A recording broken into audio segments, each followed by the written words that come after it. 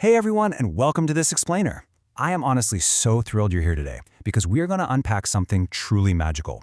We're going to look at how extremely high-level calculus is actually hiding in plain sight, right inside our most everyday physical actions. You really don't need a chalkboard full of complex equations to see the universe's mathematical rules at play. Sometimes, all you need is a simple game of catch. By the end of our time together today, I promise you're going to look at the physical world just a little bit differently, because you'll be armed with a literal mathematical guarantee about how things move. All right, let's just jump right in. Do me a favor and use your imagination for a quick second. Picture yourself outside on a gorgeous day, and you take a ball and just heave it straight up into the air. Now track its flight path in your mind's eye. It leaves your hand, it's traveling fast, right? But as it fights against gravity, it slows down, it hits its absolute maximum height, and then it accelerates as it falls right back down into your hands. But I want to pause the tape right at the very top. What actually happens at that exact peak of the throw? So, Section 1, the perfect throw. Now, before we even touch any kind of abstract math, let's just anchor ourselves in this totally relatable physical reality. Notice this incredibly bizarre thing that happens. Somewhere during that flight, as the ball transitions from going up to coming down, its vertical speed must have hit exactly 0.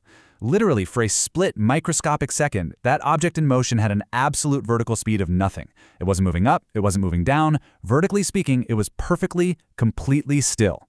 It is so easy to take this for granted, right? Because we see it happen every single day.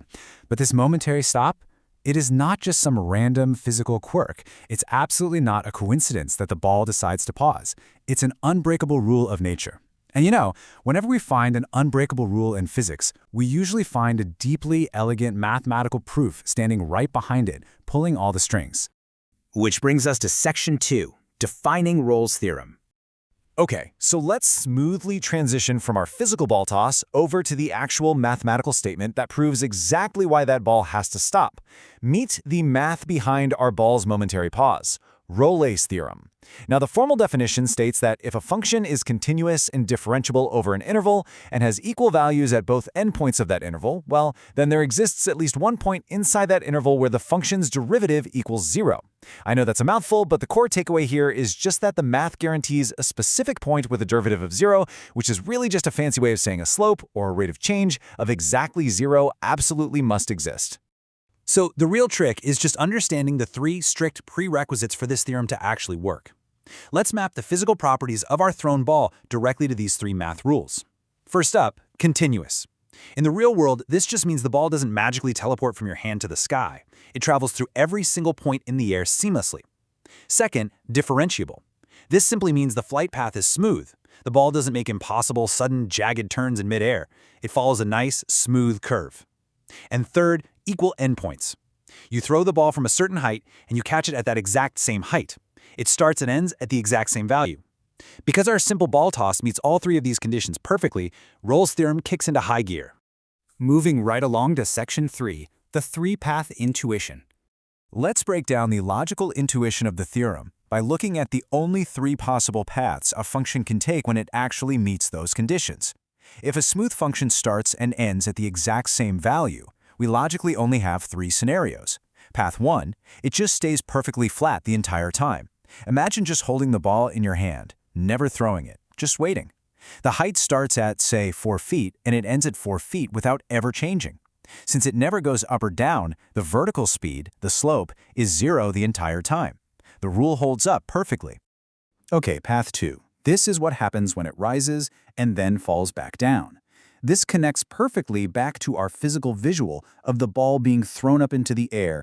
It leaves your hand, it goes up, but because it absolutely has to end at the exact same height it started from, it's forced to turn around.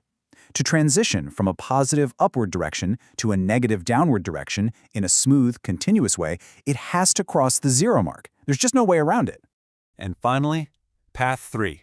Fall and then rise back up. This would be kind of like throwing a bouncy ball down into a small ditch, so it bounces perfectly back up into your hand. It goes down, but again, because our third prerequisite strictly mandates equal endpoints, it must turn around and come back up. And to smoothly transition from falling to rising, yep, you guessed it, it has to hit the brakes and cross that 0 threshold. In either changing case, going up or going down, there has to be at least one turning point. And this brilliant little setup leads us to our main event, 0.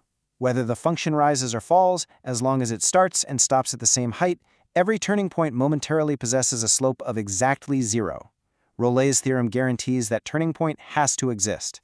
The math leaves absolutely 0 room, pun fully intended, for any other outcome. That takes us to Section 4, Real-World Power. So let's zoom out a bit from the simple ball toss. Why does this actually matter? Well, locating these turning points gives us massive real-world power. This theorem acts as a foundational stepping stone across multiple fields. In physics, it's actively used for analyzing any motion that returns to a starting position or value. Think pendulums, planetary orbits, or just our game of catch. In optimization, it is absolutely vital for locating critical points where a function's rate of change momentarily vanishes. This is how engineers find maximum efficiencies or minimum costs. And in pure mathematics, Rolle's theorem is actually the critical tool used to prove the much more general mean value theorem, which is literally one of the most important pillars of all calculus. This one simple rule builds entire worlds of math and science. Let's bring this all the way back to our first concrete example to really lock in that light bulb moment. Look at the start of the throw. The ball is thrown straight up from a specific height. Now look at the end of the throw. The ball is caught at the exact same height. Because those 2 points match up perfectly, the universe mathematically owes us a turning point somewhere in the middle. So here is your major takeaway. That highest turning point? It is mathematically guaranteed. The peak moment, where that ball just hangs in the air, with a vertical velocity of exactly 0, is absolutely destined to exist, because the height starts and ends at the exact same value, and it travels smoothly and continuously in between. It is not magic. It is not some wild coincidence. It is the beautiful, absolute certainty of Rolle's theorem, perfectly translating into the physical world.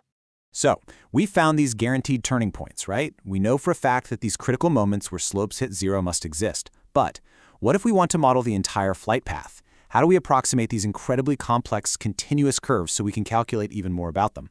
Well, to do that, we actually have to look at how functions can be approximated using polynomials. So how exactly does that whole process work? Enter Taylor's theorem.